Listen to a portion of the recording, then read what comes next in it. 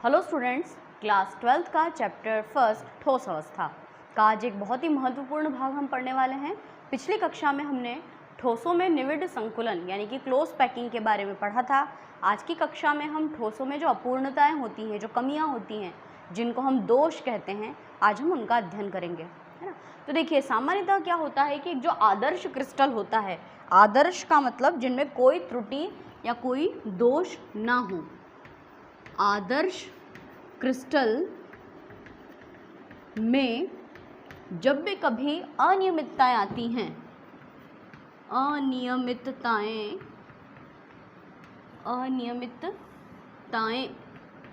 या एक और शब्द हम इसके जगह यूज़ कर सकते हैं कि जब आदर्श क्रिस्टल में हमको विचलन देखने को मिलता है, जब आदर्श क्रिस्टल की व्यवस्था में कोई अनियमितता या विचलन देखने को मिलता है तो वो क्रिस्टल कैसा हो जाता है, दोष युक्त, है ना। उसमें क्या उत्पन्न हो जाता है, दोष उत्पन्न हो जाता है। तो आज हमको यही अध्ययन करना है। हमारा जो मुख्य टॉपिक है उसका नाम है ठोसों में अनियमितताएं, है ना। तो क्या अनियमितताएं हो सकती है? तो सामान्यतः क्या होता है कि जब भी हम लोग कोई क्रिस्टल पढ़ते हैं, या तो क्रिस्टल के किसी एक विशेष बिंदु पर कोई त्रुटि देखने को मिलती है। जैसे मान लीजिए कि हम एक घनीय क्रिस्टल जालक बनाते हैं, है ना। ये मैंने आपके सामने साधारण सा SCC का चित्र बनाया हुआ है ना। इस तरह से होता है, ये है पूरा SCC। तो यदि मान लो जालक बिंदु कौन सी जगह होती है, जहाँ पर रचक कण मौजूद होते हैं, तो जालक बिंदु वो स्थान है जहाँ पर रचक कण मौजूद है। मान लो कि पूरा क्रिस्टल बढ़िया फर्स्ट क्लास से व्यवस्थित है, लेकिन सिर्फ इतनी सी जगह पे कोई त्रुटि है, तो इस प्रकार का दोष क्या कहलाता है, बिंदु दोष, है ना। इसको बिंदु दोष भी कहते हैं।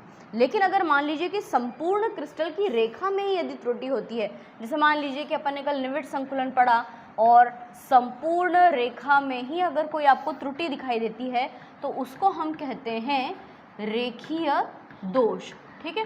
तो हमको इन दोनों प्रकारों के बारे में आज अध्ययन करना है। तो अपन हेडिंग डालते हैं कॉपी में, ठोसों में अनियमितताएं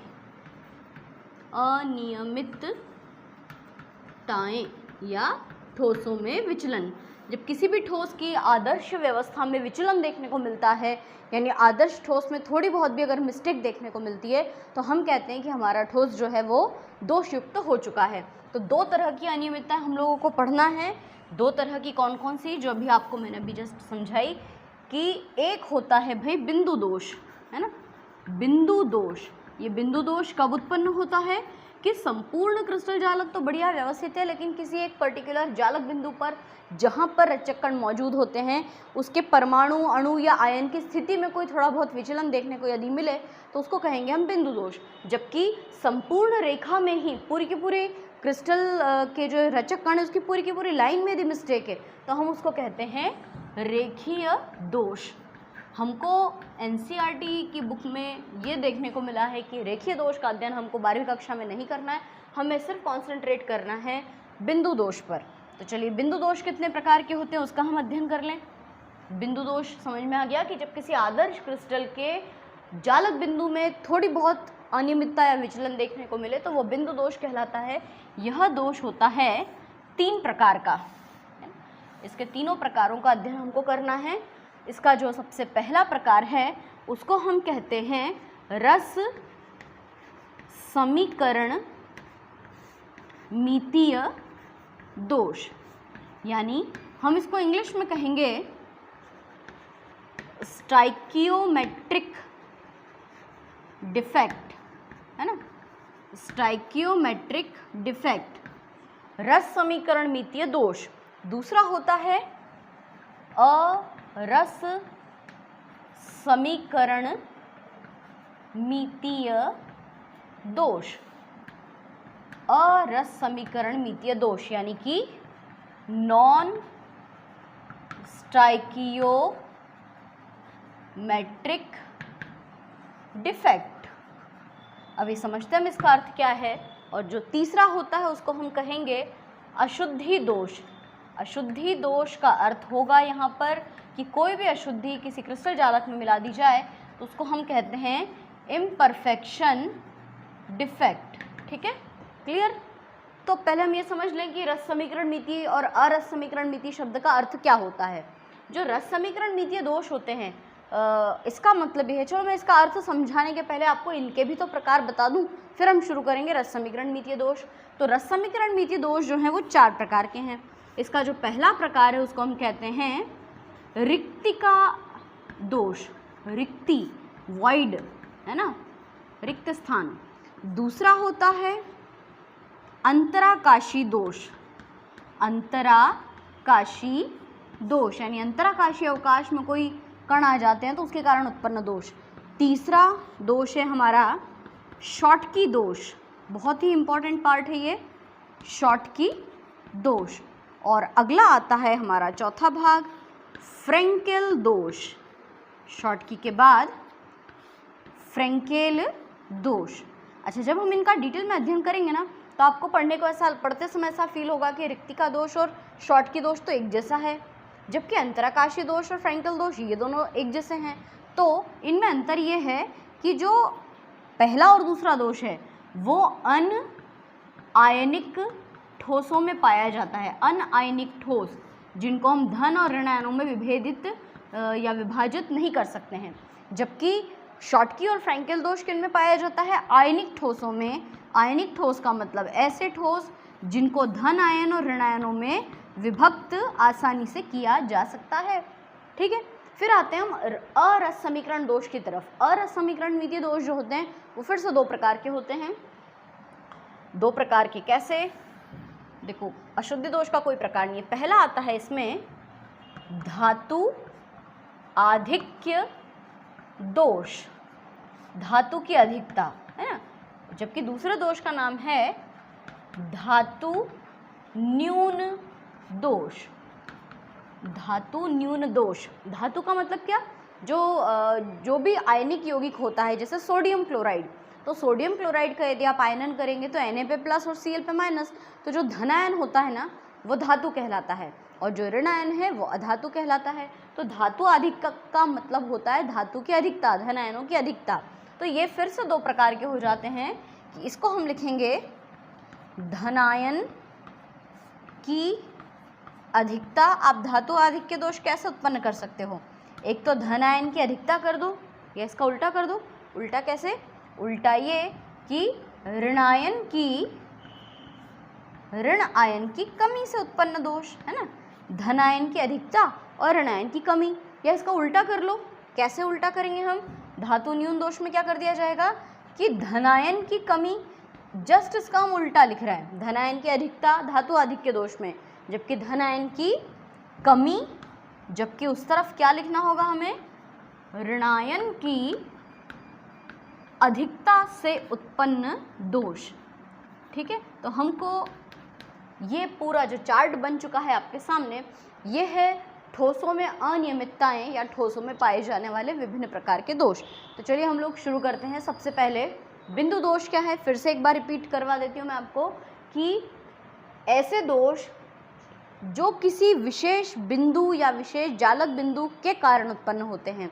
जब किसी क्रिस्टलीय ठोस पदार्थ में संपूर्ण क्रिस्टल जालक तो आदर्श व्यवहार प्रदर्शित करता है, परंतु उसका कोई एक विशेष पॉइंट या विशेष भाग जहाँ पर उसके परमाणु, अणु या आयनों की स्थिति में कोई विचलन देखने को यदि मिलता है तो वो बिंदु दोष उत्पन्न करता है। बिंदु दोष 3 प्रकार के होते हैं, रस समीकरण मितीय दोष, अरस समीकरण मितीय दोष और अशुद्धि दोष। तो आइए बात करें आज हम सिर्फ रस समीकरण मितीय दोष की।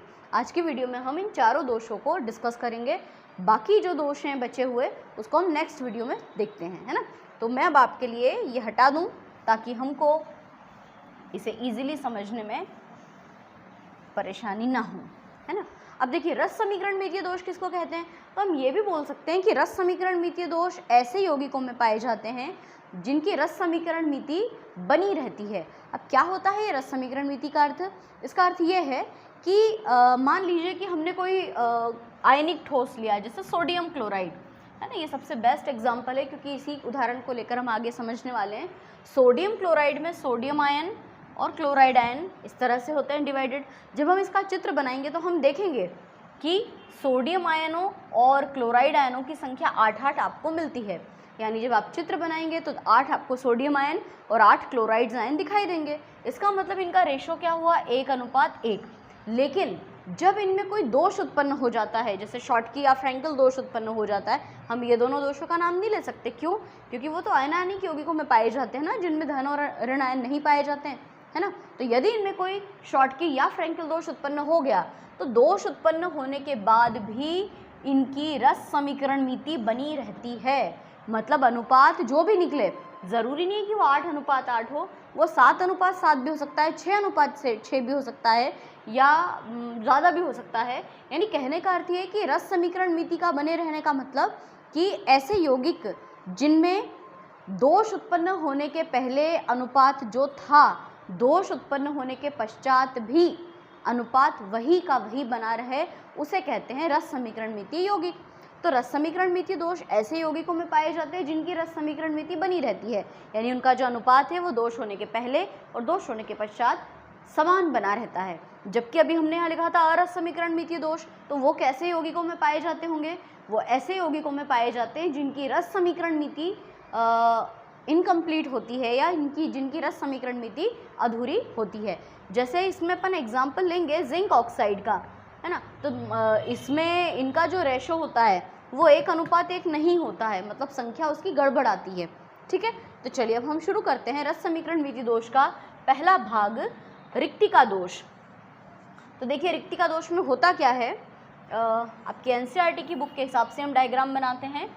1 2 3 4 ऐसे सर्कल्स बनाए हुए हैं, है ना। ठीक है, आपकी बुक में जैसा चित्र बनाया है हम भी बिल्कुल वैसा ही पढ़ते हैं। तो रिक्तिका दोष ऐसे यौगिकों में पाया जाता है जिनमें संपूर्ण क्रिस्टल जालक में से कोई भी एक रचक कण अपना स्थान छोड़कर उस क्रिस्टल जालक से बाहर निकल जाता है। दिख रहा है आपको कि संपूर्ण क्रिस्टल जालक है, इसमें गोल गोल रचक कण है, आप इसको कुछ भी नाम दे दो, ABCD, है ना, या आप इसको कलर से शो कर सकते हो। तो एक रचक कण ने क्या किया, अपना स्थान छोड़कर चला गया, तो उस स्थान पर क्या उत्पन्न हो गई, रिक्ति। इस प्रकार का दोष जो है वो कहलाता है रिक्ति दोष, या हम इसको रिक्तिका दोष भी कहते हैं। अच्छा, और इस रिक्तिका दोष की वजह से क्या हो जाता है, संपूर्ण क्रिस्टल जालक का घनत्व कम हो जाता है। अब देखो अभी फिलहाल हमको एक ही रिक्ति दिखाई दे रही है, लेकिन यहाँ पर अनबैलेंस हो गया नहीं है, बराबर संख्या में रिक्ति होगी तो अनुपात भी बराबर बना होगा। जैसे देखो ये कितने कण हैं, 1 2 3 4 5 6 7 8 9 10 11, 11 और 1, ये विषम संख्या दिखाई दे रही है ना। तो यहाँ पे क्या होता है कि 2 रचक कण अपना स्थान छोड़कर चले जाते हैं, है ना। अब देखो जितनी संख्या, मतलब जितने रचक कण गए उतनी ही आपको यहाँ पर रिक्तियाँ नजर आएंगी। ठीक है, तो कुल कितनी रिक्तियाँ यहाँ पर उत्पन्न हो जाती है, 2 प्रकार की रिक्ति या वॉइड आपको देखने को मिलती है। तो रिक्तिका दोष ऐसा दोष है जिसमें जो संपूर्ण क्रिस्टल जालक होता है उनमें से कोई भी 2 रचक कण अपना स्थान छोड़कर क्रिस्टल जालक से बाहर चले जाते हैं, और जहाँ पर से वो निकल जाते हैं वो स्थान पर क्या बन जाती है, आपकी रिक्ति पैदा हो जाती है। ठीक है, तो ये हो गया आपका रिक्तिका दोष। अब आते हैं हम दूसरे दोष की तरफ। दूसरा दोष कौन सा है आपका, अंतराकाशी दोष। अंतराकाशी में देखिए क्या होता है, फिर से हम सामान्य वाला चित्र बना दें, है ना। तो कितने रचक कण हैं, 1 2 3 4 5 6 7 8 9 10 11 12। अंतराकाशी दोष में क्या होता है कि कोई भी रचक कण अपना स्थान छोड़कर बाहर नहीं जाता, बल्कि बाहर से कोई नया रचक कण आकर इन अंतराकाशीय अवकाशों में आ जाता है। मैं आपको दिखाना चाहूँगी अंतराकाशीय अवकाश कैसा होता है। ये देखो, अगर मान लो हमने इनकी बाउंड्रीज बना दी, इनको आपस में जोड़ दिया, तो अंतराकाशीय स्थान कौन से होंगे, ये खाली स्थान दिख रहे हैं आपको। तो अंतराकाशीय अवकाश में जब कोई नए रचक कण आकर बैठ जाएं, तो इस प्रकार का दोष जो है वो कहलाता है अंतराकाशी दोष। अच्छा, पिछले दोष में क्या हुआ था, घनत्व कम हो गया था क्योंकि रचक कण चले गए थे। इस प्रकार के दोष में घनत्व बढ़ जाता है क्योंकि 2 और नए रचक कण आ चुके हैं। तो ये दोनों दोष तो बहुत ही सिंपल है ना, इसमें आपको कोई विशेष प्रकार का उदाहरण देने की आवश्यकता नहीं है। अब हम आते हैं हमारे मुख्य दोनों दोषों पर, शॉटकी दोष और फ्रैंकल दोष। बहुत ध्यान से समझना है इसको। शॉटकी दोष का जो एग्जाम्पल है वो है सोडियम क्लोराइड। तो हम सोडियम क्लोराइड से ही शुरू करते हैं इसका चित्र बनाना। देखिए सोडियम पे प्लस चार्ज होता है और क्लोराइड पर माइनस चार्ज, है ना। एक सोडियम, एक क्लोराइड, ऐसे हम लोग लेते हैं। या अगर आपको सोडियम क्लोराइड पर्टिकुलर नहीं भी लेना हो तो हम ऐसा भी कर सकते हैं A+B-, है ना, A+B- आयन, और ये हमेशा अल्टरनेट होते हैं। कभी भी A+ के पास एक और A+ आपको नहीं बनाना है और कभी भी B- के पास दूसरा B- नहीं बनेगा, ये अल्टरनेटिवली अटैच्ड होते हैं। इसका मतलब ये है कि एक धनायन को ऋणायन घेरे रहता है, इसी प्रकार एक ऋणायन को चारों ओर से धनायन घेरे होता है। तो ये बिना दोष वाला मैंने एक क्रिस्टल जालक बना दिया, ठीक है। इस तरह से हमने ये चित्र बनाया और फिर इनको इस तरह से अटैच भी आप लोग कर सकते हैं, है ना, इन सबको बॉन्ड के माध्यम से जोड़ दो। और चाहें तो हम ऐसा भी कर सकते हैं कि इनके बीच में हम गोल सर्कल बना दें, है ना। जब आपका डायग्राम पूरा कंप्लीट हो जाएगा आप ऐसे भी कर सकते हो कि इनको गोल सर्कल में बंद कर लें, ठीक है। तो ये तो बन गया हमारा चित्र। अब सुनिए ध्यान से, शॉटकी दोष में क्या होता है ना। शॉटकी दोष में क्या होता है कि संपूर्ण क्रिस्टल जालक में से एक धन आयन और एक ऋण आयन अपना स्थान छोड़कर क्रिस्टल जालक से बाहर चला जाता है। संपूर्ण क्रिस्टल जालक में से कोई भी एक धनायन आप पसंद कर लो, कोई भी धनायन, एक धनायन और एक ऋणायन अपना स्थान छोड़कर क्रिस्टल जालक से बाहर भाग जाता है। तो मैंने ये धनायन हटाया, एक ये ऋणायन हटाया, आपको जो पसंद आ रहा है आप उसको हटा सकते हो। तो संपूर्ण क्रिस्टल जालक में से एक धनायन और एक ऋणायन अपना स्थान छोड़कर चला जाता है। आप उसको ऐसे हाईलाइट भी कर सकते हैं ताकि वो एकदम स्पष्ट तरह से आपको दिखाई दे, है ना। तो एक धन आयन और एक ऋण आयन अपना स्थान छोड़कर क्रिस्टल जालक से बाहर चला जाता है, जिसके कारण होता क्या है, जिस जगह से ये चला जाता है वहाँ पर क्या उत्पन्न हो जाती है, रिक्ति उत्पन्न हो जाती है। मैंने आपको भी शुरुआत में ही कहा था कि आपको शॉटकी दोष जो है ना वो रिक्तिका दोष के समानांतर नजर आएगा। उसमें भी यही हुआ था कि दो जो रचक कण है वो अपना स्थान छोड़कर चले गए थे। ठीक है, कोई बात नहीं, चले गए, कोई दिक्कत नहीं है, पर इसका कुछ असर पड़ा क्या इसके ऊपर? हाँ, क्या असर पड़ा कि इसका जो घनत्व होता है वो कम हो जाता है ना। क्योंकि पहले रचक कणों की संख्या कितनी थी, पहले A+ आयन कितने थे, 8, B- आयन कितने थे, वो भी 8 थे। लेकिन अब जब एक धन आयन और एक ऋण आयन अपना स्थान छोड़कर जा चुका है तो धन आयन और ऋण आयनों की संख्या कितनी बची, 7-7। तो अनुपात आ गया ना, पहले 8-8 थे, अब 7-7 है। इसलिए तो इसको कहते हैं रस समीकरण द्वितीय दोष। तो इनका घनत्व कम हो जाता है। दूसरी बात, ये दोष ऐसे यौगिकों में पाया जाता है, ऐसे आयनिक यौगिकों में पाया जाता है जिनकी उच्च समन्वय संख्या होती है। उच्च समन्वय संख्या मतलब कि कोऑर्डिनेशन नंबर जिनका ज़्यादा होता है। कोऑर्डिनेशन नंबर यानी सोडियम क्लोराइड का कोऑर्डिनेशन नंबर 6:6 है, सीजियम क्लोराइड का 8:8 है। यानी एक धन आयन को कितने ऋण आयनों ने घेरा है या एक ऋण आयन को कितने धन आयनों ने घेरा है, वह संख्या उसकी समन्वय संख्या कहलाती है। तो ये उच्च समन्वय संख्या वाले यौगिकों में पाया जाता है। और तीसरी महत्वपूर्ण बात कि इस प्रकार के दोष में धन आयन और ऋण आयन दोनों का आकार समान होता है। ठीक है, ये 3 बातें स्पेशली याद रखना कि इस दोष में घनत्व कम हो जाता है, यह दोष उन यौगिकों में पाया जाता है जिनका उच्च समन्वय अंक होता है और इसमें धन आयन और ऋण आयनों का आकार बिल्कुल समान होता है। इसका उदाहरण भी आप लोग नोट कर लीजिए, किन में होता है ये, sodium chloride, potassium chloride, caesium chloride और सिल्वर ब्रोमाइड, इनमें ये दोष देखने को मिलता है। तो शॉटकी दोष बहुत अच्छे से समझ में आ गया। अब चलिए हम लोग शुरू करते हैं फ्रेंकेल दोष, जो बिल्कुल शॉटकी दोष के ही जैसा है। आपको चित्र भी बिल्कुल ऐसा ही बनाना पड़ेगा। तो चित्र बनाना बहुत ही आसान है, देखिए कैसे बनाएंगे। A+B-, A+B-, है ना। फिर क्या करोगे, B-, A+B-, A+, फिर अल्टरनेटिव बनाना है तो A+B-, इस तरह से हमें ये बनाते जाना है। ठीक है, अब इसके बाद हम क्या करेंगे, इन सबको गोल सर्कल में बंद कर देते हैं, है ना। इन सभी को आप लोग भी जब भी कॉपी में डायग्राम ड्रॉ करें तो यही तरीका अपनाना, स्केल लेकर मत बैठ जाना, है ना, बहुत फटाफट बनता है ये चित्र। ठीक है, तो ये बन गया आपका सामान्य सा डायग्राम। शॉटकी दोष और फ्रेंकेल दोष दोनों को बनाते समय आपको समान चित्र ही बनाना है, एक जैसे ही बनाना है। सबसे पहले तो ऐसे बन गया है बिना दोष वाला क्रिस्टल, सामान्य क्रिस्टल, है ना। यहाँ पे अपन लिख देते हैं कि ये शॉटकी दोष है। शॉटकी दोष में क्या हुआ कि एक धन आयन और एक ऋण आयन अपना स्थान छोड़कर क्रिस्टल जालक से बाहर चले गए। अब फ्रैंकल दोष में क्या होता है?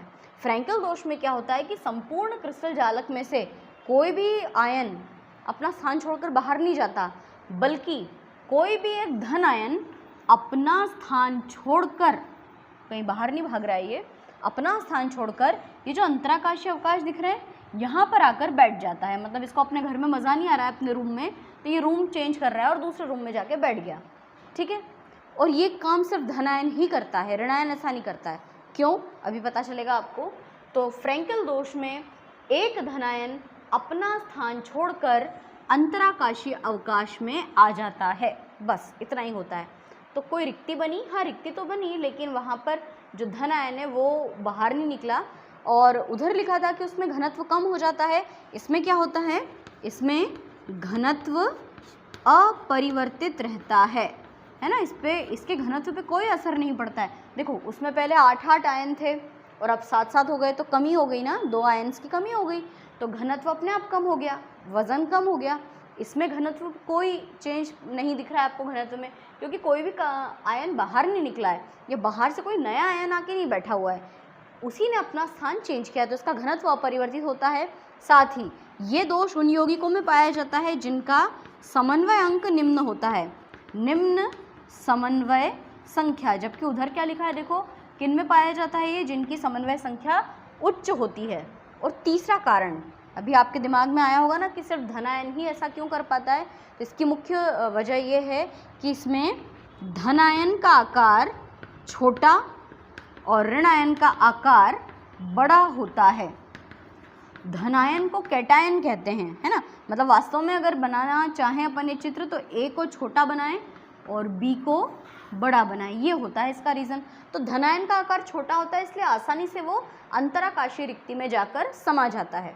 अच्छा, अब इसके एग्जाम्पल्स, तो इनके एग्जाम्पल्स हैं silver chloride, silver bromide, silver iodide और जिंक सल्फाइड, ये इसके एग्जाम्पल्स हैं। अब आपको एक कॉमन चीज़ नज़र आ रही होगी कि सिल्वर ब्रोमाइड फ्रैंकल दोष भी दर्शाता है और सिल्वर ब्रोमाइड शॉटकी दोष भी दर्शाता है। तो आपको ये उदाहरण याद रखना है कि शॉटकी दोष और फ्रैंकल दोष, अच्छा इनमें अंतर भी पूछते हैं, है ना। दोनों में कोई आपको परेशानी तो नहीं आई शॉटकी दोष और फ्रैंकल दोष को पढ़ने में? अच्छा, मैं इसमें आपको अंतर भी बोल के बता दूं, बहुत आसान है क्योंकि पॉइंट्स तो हमारे सामने हैं ही। सबसे पहला अंतर क्या होगा कि इस प्रकार के दोष में एक धन आयन और एक ऋण आयन अपना स्थान छोड़कर क्रिस्टल जालक से बाहर चला जाता है, जबकि इस प्रकार के दोष में एक धन आयन अपना स्थान छोड़कर अंतराकाशीय अवकाश में आ जाता है। हम यहाँ पर बता सकते हैं कि ये जगह क्या कहलाती है? अंतराकाशीय अवकाश में आ जाता है ना। तो पहला अंतर तो इन दोनों की डेफिनेशन हो गई। दूसरा अंतर, इस प्रकार के दोष में क्रिस्टल जालक का घनत्व कम हो जाता है, जबकि इस प्रकार के दोष में घनत्व पर कोई परिवर्तन नहीं होता है, घनत्व वैसा ही बना रहता है। शॉटकी दोष ऐसे आयनिक यौगिकों में पाया जाता है जिनका समन्वय अंक उच्च होता है, जिनकी समन्वय संख्या अधिक होती है, जबकि फ्रैंकल दोष ऐसे यौगिकों में पाया जाता है जिनका समन्वय अंक कम होता है।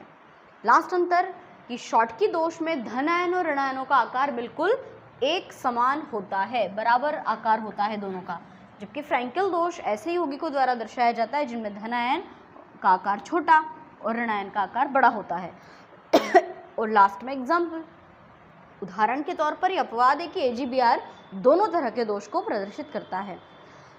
तो अगली वीडियो में हम लोग जो बचे हुए हमारे दोष हैं उनके बारे में डिस्कस करेंगे।